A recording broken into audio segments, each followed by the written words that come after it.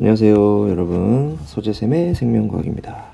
오늘은 우리 몸의 방어작용에 대해서 본격적으로 방어작용에 대해서 한번 알아보려고 합니다. 일단 방어작용이 뭔지 좀 알아야 되겠죠. 우리 몸에 뭐가 들어오면, 그렇죠, 이물질이나 병원체가 침입하면 이에 대항해서 우리 몸을 보호하는 거지. 이때 일어나는 작용이 방어작용 되겠습니다. 근데 이 방어작용은 크게 두 가지로 나눌 수 있어. 첫 번째는 비특이적 방어작용인데 병원체의 종류와 상관이 없어요. 병원체의 종류와 관계없이 일어납니다. 관계없이 항상 똑같은 방식으로 방어하는 거야. 항상 일정한 유형으로 일어나는 반응이야. 그래서 비특이적이라는 말이 붙었겠죠. 그리고 이 비특이적 방어작용은 특이적 방어작용보다 먼저 일어나요. 뭐라고도 얘기하냐면 1차 방어작용, 그 다음에 이거는 태어나면서 그 병원체를 경험해 보지 않아도 원래부터 우리가 갖고 있는 능력이에요. 선천성 면역이다, 이렇게도 이야기합니다. 그러면 병원체의 종류와 관계없이 항상 일정한 유형으로 반응하는데, 그러면 병원체를 알아봐야 될 거 아니야. 병원체가 갖고 있는 공통적인 특징, 그런 것들을 인식하여 반응하게 되는 겁니다. 아마도 이러한 것들은 오랜 시간 지나해 오면서 유전자에 각인된 것들이겠죠. 그러니까 선천적으로 우리가 병원체를 겪어보지 않았어도 선천적으로 그 병원체가 들어오면 그 병원체를 죽이거나 꼼짝 못하게 하는 겁니다. 즉시 작용해요. 그 다음에 매우 신속합니다. 그 다음에 광범위하게 일어나죠. 어떤 특수성이 없는 거야. 요 밑에 그림을 보면 크게 이 비특이적 방어는 다시 또 둘로 나누는데, 첫 번째는 표면 방어, 외부에서 우리 체내로 아예 들어오지 못하도록 아예 벽을 세우는 거야. 표면 방어벽은 피부 그리고 점막 두 가지가 있고요. 그 다음에 내부 방어, 세균이 우리 몸 안으로 들어오면 그때 우리 내부에서 방어해야 되겠죠. 그러려면 면역세포들이 활동을 해야 되는데, 이때 일어나는 반응을 염증 반응, 그리고 백혈구들이 이 세균들을 집어삼켜 가지고 분해하는 작용을 식세포 작용. 그런데 이 비특이적 방어만 가지고는 이 세균과의 전쟁이 너무 치열해. 그렇기 때문에 1차 방어작용으로 다 방어가 안 될 때 2차 방어작용이 일어나게 돼요. 그래서 이 2차 방어작용을 우리가 뭐라고 하냐면 특이적 방어작용, 이렇게 부릅니다. 그러니까 특이적 방어작용은 2차 방어작용이라고 할 수 있고, 이거는 병원체를 경험해 봤을 때 병원체에 노출되면 활성화돼서 나타나는 거예요. 후천성이 되겠지. 후천성 방어작용, 후천성 면역, 이렇게 볼 수 있다. 2차 방어작용은 1차 방어작용에 비해서 좀 느리다. 병원체를 인식하는 과정이 좀 시간이 걸린단 말이야. 서서히 나타납니다. 서서히 나타난다. 하지만 뭐하다? 강력하다. 이런 특징이 있습니다. 요거는 특정 병원체에만 존재하는 특정 부위, 그런 것들을 인식해서 반응이 일어나기 때문에 시간은 좀 오래 걸리지만 매우 강력하다. 그 다음에 한 번 노출되었던 병원체에 또 노출되면 이때는 인식 과정이 굉장히 빨라져요. 그렇기 때문에 속도도 빨라지고, 그 다음에 그 반응의 강도도 매우 강력해집니다. 이거 뒤에 이제 1차 면역 반응, 2차 면역 반응 이렇게 나눠서 공부할 텐데, 그때 한번 더 이야기를 할 수 있도록 하겠습니다. 그래서 이 면역은 이런 말도 해. 획득 면역. 병원체를 겪으면 획득되는 면역인 거지. 결국 이 방어작용, 우리 몸에서 일어나는 이 방어작용이라는 말 자체를 면역이라는 말과 똑같은 말로 이렇게 대치할 수도 있습니다. 역은 질병을 의미하는 거고, 면은 그 질병으로부터 면한다, 벗어난다, 이런 의미가 있으니까 우리 몸에서 일어나는 모든 작용들이 질병으로부터 벗어나기 위한 그런 행동들이겠지.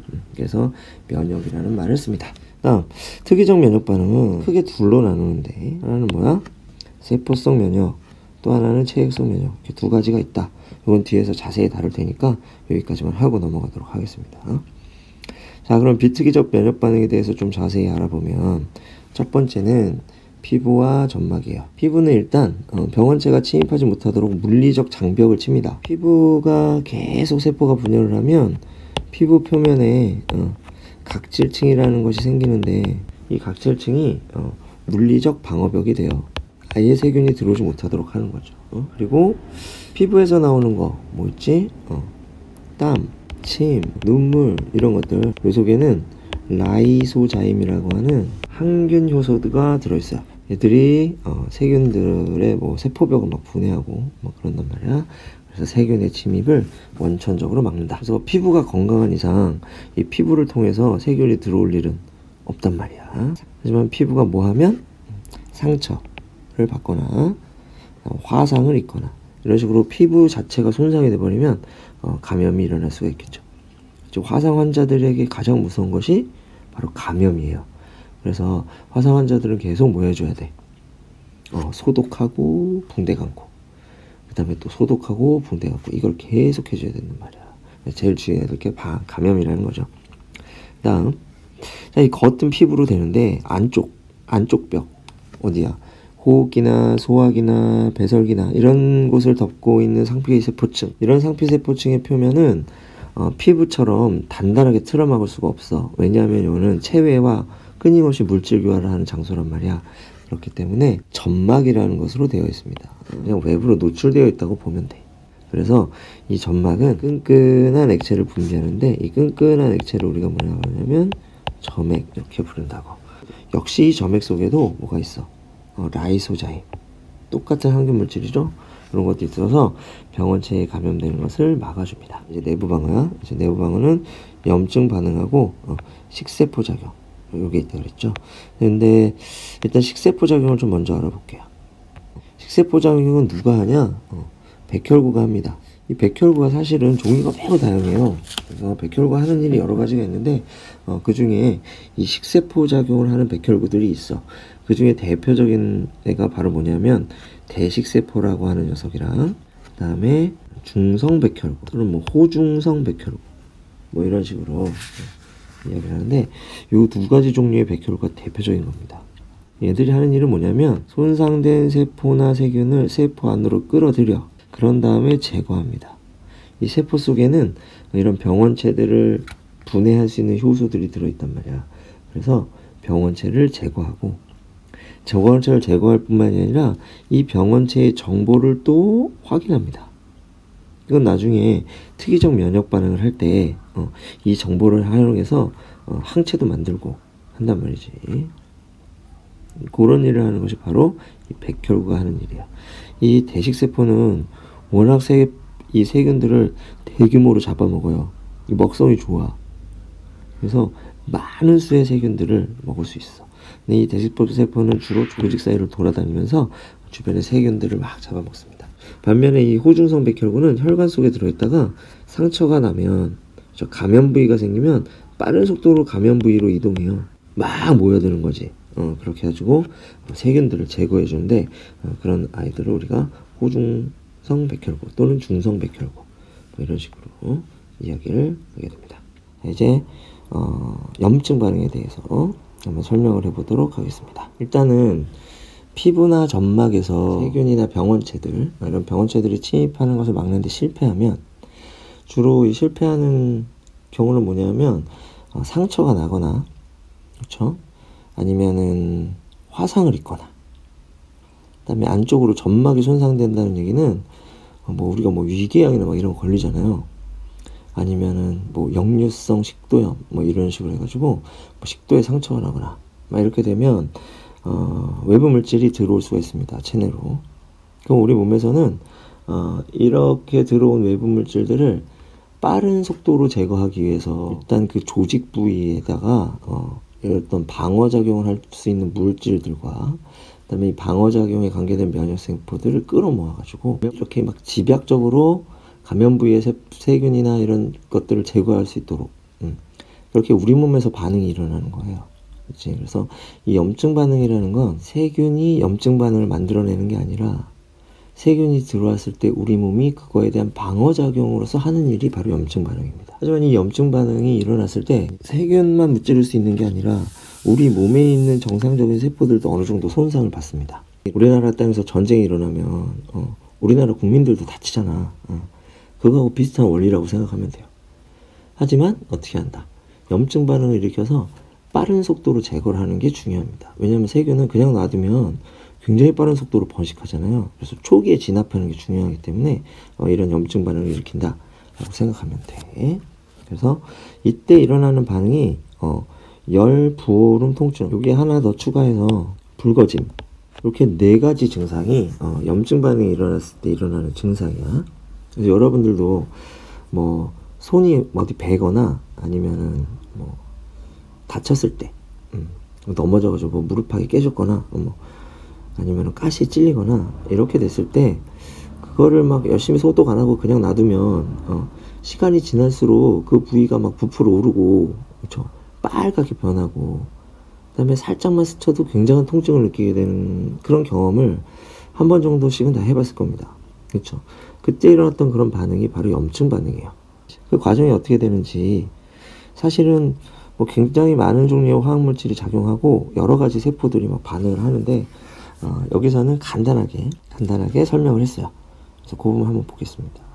첫 번째, 이 감염 부위에서 병원체를 감지하고 화학물질을 분비합니다. 화학물질 분비. 여러 가지 화학물질을 분비합니다. 여기 밑에 그림을 보면 비만세포라는 게 보이는데 이 비만세포들은 항원, 다시 얘기해서 세균이나 이런 것들을 감지하게 되면 몸속에 들어있던 히스타민이라고 하는 화학물질을 막 뿌려요. 막 뿌린단 말이에요. 이렇게. 막 뿌리게 된다. 그래서 이 히스타민이라는 화학물질이 혈관에 작용하면 어떻게 돼? 모세혈관이 확장돼요. 그래서 이 신호물질이 분비가 되면 모세혈관이 막 확장돼. 그러면 모세혈관이 확장되면 어떻게 되느냐? 일단 혈류량이 증가하겠죠. 파이프가 넓어지니까 혈액이 많이 몰려온단 말이야. 그렇지?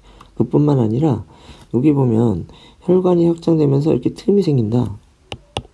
이 그림에 보면 여기 그다음에 여기 이렇게 그 이전에 없던 틈이 생기는 걸 볼 수가 있는데 이 혈관도 세포들이 이어붙여서 만든 거란 말이야. 근데 얘네들이 확장이 되면 세포와 세포 사이에 뭐가 생긴다? 공간이 생깁니다. 틈이 생긴다고. 이 틈을 통해서 혈액 속에 있던 액체 성분, 혈장이라고 하죠. 혈장들이 이렇게 빠져나오게 되는 거지. 그래서 이 조직세포 주위에 액체가 그 이전보다 많아지게 돼서 이렇게 부풀어 오르는 거야. 그리고 적혈구들은 빠져나가지 않지만 이 백혈구들 있죠. 이 백혈구는 자기 몸을 변형시킬 수 있어요. 그렇기 때문에 이 작은 틈으로 몸을 이렇게 삐집고 나갑니다. 그래갖고 이렇게 빠져나가서 혈관 속에 있던 백혈구들이 여기 감염 부위로 막 모여들게 되는 거지. 그래서 혈관 투과성이 증가한다 이렇게 얘기하는데 모세혈관이 확장된다. 혈류량과 혈관 투과성이 증가한다. 이렇게 되면 이제 이 상처 부위가 전쟁터가 되는 거지. 이 세균들을 백혈구들이 막 다 잡아먹는 거죠. 감염 부위에 백혈구들이 모여들어 가지고 활발하게 식세포 작용을 하게 됩니다. 그래서 병원체도 제거하고 그 다음에 손상되었던 세포도 제거하게 되는 거지. 이런 반응을 우리가 뭐라고 한다? 염증 반응이라고 한다. 이 염증 반응은 우리 몸에서 일어나는 방어작용이다. 세균을 빨리 제거하기 위해서. 과정을 물어보면 요런 과정입니다 라고 이렇게 이야기를 하고, 증상을 물어보게 되면 요런 증상이 나타납니다 이렇게 이야기를 하면 되겠어요. 그래서 이 염증 반응은 오래 가지 않는 게 중요하죠. 빠른 속도로 세균을 제거하고 그 다음에 다시 정상 상태로 이렇게 돌아오는 게 중요하겠지. 이 상처 부위를 소독을 열심히 하지 않으면 이 상처 부위로 새로운 세균이 계속 들어온단 말이야. 그렇지. 그렇게 되고 그 다음에 이 세균들이 계속 유입이 되면서 번식을 할 거라고. 이렇게. 그래서 세균이 계속 유입되면서 번식을 하게 되면 염증의 원인이 사라지지가 않게 되는 거야. 그럼 염증이 장기화 되겠죠. 그렇지. 그럼 여기 들어와가지고 이 호중성 백혈구들, 얘네들은 대식세포인데요. 그렇죠? 이런 호중성 백혈구들은 세균을 많이 먹으면 본인도 죽어요. 터져가지고. 그렇게 돼서 여기가 아주 정말 처절한 전쟁터가 되는 거죠. 그래서 호중성 백혈구들 막 쌓이고, 시체들 쌓이고, 세균 시체들 쌓이고, 막 그렇게 되면 여기 백혈구들의 시체들이 이렇게 점점 쌓이게 됩니다. 이거 우리가 뭐라고 부르냐면 고름이라고 부른다. 여기에 상처 부위가 잘 낫지 않고 이 염증이 계속 오래 지속되는 거죠. 그럼 어떻게 될까? 이 염증 부위가 점점 커지고 고름이 점점 많아지면서 여기에 있던 정상 세포들이 어떻게 돼? 다 죽어버리는 거야. 나중에는 상처가 점점 깊어지죠. 회복이 안 되고. 이렇게 된다. 빨리 소독해주는 게 중요합니다. 이게 중요하다. 알겠죠? 오른쪽에 히스타민에 대한 설명 보면 염증 반응이 일어날 때 주로 분비되는 물질입니다. 두 가지 꼭 기억하세요. 모세혈관 확장, 혈관 물질 부가성 증가. 자, 여기까지가 비특이적 방어 작용이었어요. 이 비특이적 방어 작용으로 모든 병원체들 우리가 다 제거할 수 있으면 좋지만 그렇지 않은 경우가 있습니다. 감염 부위가 너무 광범위하거나 아니면은 우리 몸에 이 면역세포들이 조금 약하거나 어쨌든 이렇게 해서 이 세균들이 여기서 효과적으로 제거가 되지 않을 경우에는 이제 전쟁이 좀 더 길어지겠죠. 그때 이제 특이적 방어 작용으로 넘어가게 됩니다. 그래서 특이적 방어 작용에서는 이 들어온 세균들을 어떻게 하나하나 특징들을 인식해서 그 특징에 맞는 무기들을 생산해서 특이적으로 대응하는 방법이에요. 다음 강의에서 특이적 방어 작용에 대해서 한번 자세히 알아보도록 하겠습니다. 자, 오늘 여기까지.